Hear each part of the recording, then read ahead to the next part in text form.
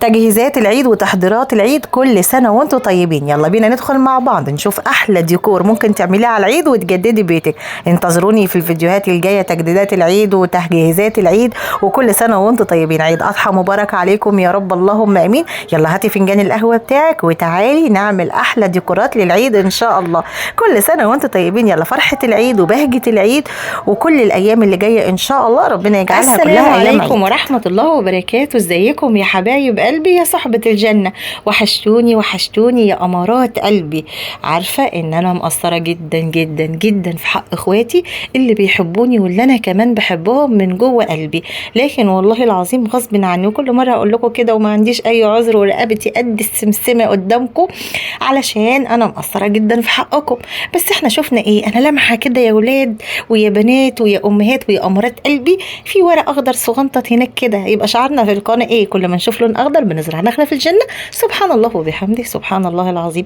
راجع لنا بايه يا هنا؟ وفين الروتينات؟ ان شاء الله باذن الله هعمل لكم روتينات في الشقه الجديده اللي هي صغنططه صغنططه، بس ان شاء الله ربنا ماليها بركه باذن واحد احد. احاول على قد ما اقدر اصور فيها روتينات ونشوفها مع بعض ونعمل مع بعض بقى الفترة الجاية تجهيزات العيد وتنظيفات العيد. وكل سنة وانتم طيبين يا حبايب هنا. عملنا ايه؟ جبنا قطعة من الجوخ، القماش ده اسمه قماش جوخ، بتجيبيه بالمتر كده وبيعمل معاكي كمية كبيرة جدا. هتعمليها مربع على حسب مقاس الكوستر اللي انت عايزة تعمليه، وهتعلمي تقنيها 4 وتعلمي نقطة في النص، يبقى دي بداية الكوستر علشان الكوستر يطلع معاكي مظبوط ومنظم.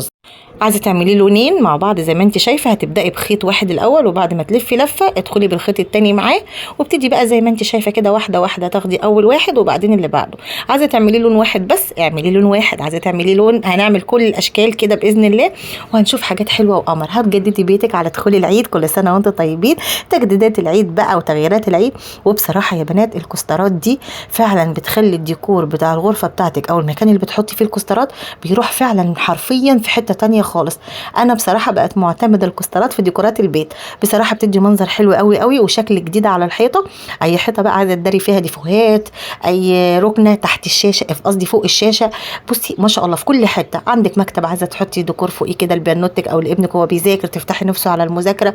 ربنا يبارك في اولادنا يا رب ويكرمك يا رب يا حمزه في الثانويه ان شاء الله. ادعوا لحمزه ابن اختي ام حمزه، ربنا يبارك لي فيها يا رب ويبارك فيك يا حمزه وتشوفك من احسن الناس وتجيب المجموع اللي يسر قلبك يا حبيبي ويقر عين امك وابوك، اللهم امين يا رب العالمين. انت وكل اولادنا في الثانويه العامه يا رب يقر عيننا كلنا باولادنا يا رب، اللهم امين. كده فصلنا وخلصنا كده على حسب الكوستر اللي انت عايزاه. بنعمل الحركه دي، بتيجي من ورا بقى خالص كده وتروحي قافلاها علشان ما يبانش معاكي اي حاجه، وتيجي بقى جيبي المقص زي ما انت شايفه كده وتبتدي تقصي الزيادات. هيطلع معاكي الكوستر حرفيا قمر وكأنك محترفة فيه. بصراحة انا بحب شغل الكوسترات قوي يا بنات، وما شاء الله هنعمل مع بعض اشكال حلوة قوي واشكال تانية مختلفة عن دي. اللي حابب ياخد معايا افكار للكوسترات يقول لي اهو. ده بقى الشكل التاني اللي انا بقول لكم عليه يا بنات. هنبتدي مع بعض كده واحده واحده كده، امشي مع الكوستر، بس اهم حاجه ما تشديش ايديكي، خلي الخيط مرخي كده زي ما انتم شايفين، وامشي بقى واحده واحده. هتلاقي الكوستر طلع مفرود معاكي ومش هيتقوس منك ولا اي حاجه وهيطلع جميل قوي. عايزه تعملي واحد ساده وواحد مشجر هتشوفوا معايا دلوقتي. وهنعمل كمان البوت بتاع الزرع اللي هيتحط جنبه يدي ديكور حلو قوي. يعني مين عايز الافكار اللي زي كده؟ من عايز اعاده تدوير من حاجات بسيطه قوي عندك في البيت، هنعمل منها فازات ونعمل منها حاجات تجدد البيت. اللي حابب الافكار دي يقول لي وان شاء الله ننزل بيها، لان انا بعملها عندي في البيت. وبعمل كمان فازات حلوه قوي ممكن انت تجيبيها من المحلات وتحاولي تنسقي الورد فيها بطريقه حلوه قوي. حابين الاسعار قولوا لي وانا اقول لكم كمان الاسعار. مش هتبقى زي المكان اللي انت فيه نفس مكاني، بس هيبقى الفرق حاجات بسيطه فتاخدي فكره عن رينج الاسعار. اللي حابب يقول لي وان شاء الله مع بعض. ويلا نصلي على الرسول. اللهم صل وسلم وبارك على سيدنا محمد وعلى اله وصحبه اجمعين. سبحان الله وبحمده، سبحان الله العظيم. وشعارنا في القناه ايه؟ مين اللي لسه فاكره شعاري في القناه؟ انا عارفه ان انا بقالي كتير قوي غايبه عنكم والله العظيم، وانتوا كمان غايبين عني لانكم بتوحشوني وبحب اتكلم معاكم. شعارنا في القناه ايه؟ طول ما اذكارك ملازماكي طول ما بركه ربنا معاكي. خلي البركه محوطاكم يا بنات، البركه البركه البركه. احنا في شهر من الاشهر الحرم، الاعمال فيه معظمه، فعايزين على قد ما نقدر كل ذكر كل قران يعني اقرأي ولو وجه واحد في القران، صلي على النبي. بصي مش قادره اقول لكم يا بنات، شوفوا التنهيده دي، مش قادره اقول لكم فضل الصلاه على النبي. يا الله، عايزه اي حاجه تتحل في حياتك صلي على النبي، عايزه اي حاجه تتعدل في حياتك صلي على النبي، عايزه اي حاجه تتوفقي فيها في حياتك صلي على النبي، عايزه ربنا يصلح حال اولادك صلي على النبي، عايزه ربنا يشفيك ويديك ويرضيكي صلي على النبي. والله الصلاه على النبي بتعمل معجزات المعجزات. اللهم صل وسلم وبارك على حبيبي وشفيعي صلى الله عليه وسلم. هتعملي ايه هنا؟ احنا دلوقتي هنعمل الكوستر عباره عن نصين يا بنات، هتشوفوا مع بعض بقى كده. هتشوفوا انا اخدت الاول الجزء الساده من خيط الخيش، ده خيط خيش، وهنعمل الجزء اللي بعده بالخيط الابيض، بخيط الكردون الابيض، او اي حبل عندك لونه ابيض هيمشي، مش هيقول لك لا ابدا ابدا. مشي نفسك باللي عندك ومشي نفسك باللي موجود، وهتطلعي احلى ديكورات. مين بقى عايز ترتيبات العيد ان شاء الله يقول لي. ما نبدا فين؟ نبدا بتنظيفات المطبخ ولا نبدا بتنظيفات الغرب ولا نبدا؟ قولوا لي بس انتوا، علشان احس ان انتوا معايا كده وتشجعوني. لما تطلبوا مني حاجه بعينها كده يا بنات بحس ان انا متشجعه ان انا اقوم اعملها. وما شاء الله الديكورات اللي انتوا شفتوها معايا واللي حابين تشوفوها قولوا لي، عايزين روتينات قولوا لي، اللي عايز حاجه يقول لي يا بنات، وان شاء الله باذن الله هنكون مع بعض.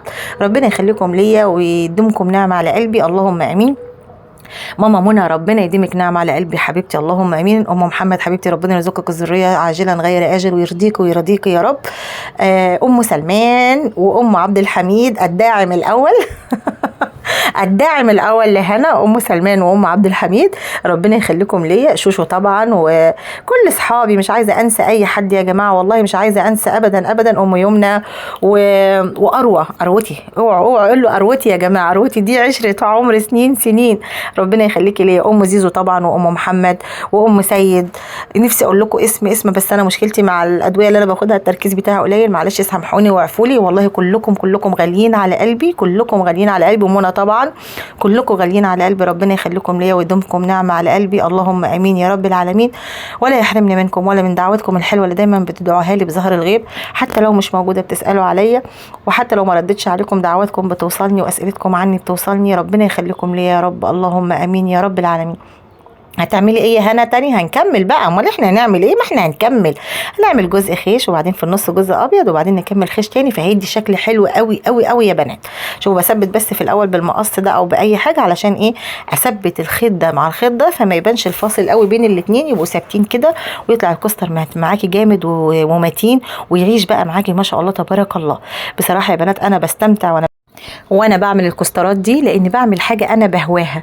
لما بحس يا بنات ان الدنيا ضيقه بيا قوي، بروح واخده الخيوط بتاعتي وواخده حاجتي، واخده مسدس الشمع وطالعه على البلكونه او داخله اوضتي وقاعده بقى مع نفسي، عارفين اللي هو بفصل عن الدنيا واللي فيها، ببدا اصلي على النبي، استغفر، احوقل، لا حول ولا قوه الا بالله، احمد ربنا على النعم اللي ربنا رزقني بيها، وابتدي بقى افصل نفسي عن العالم الخارجي ولو شويه بس بعمل حاجه انا بحبها. انت بقى الحاجه اللي بتحبيها ايا كانت، بس طبعا مع كل دول بعمل ايه؟ انتوا عارفين طبعا، فنجان القهوه.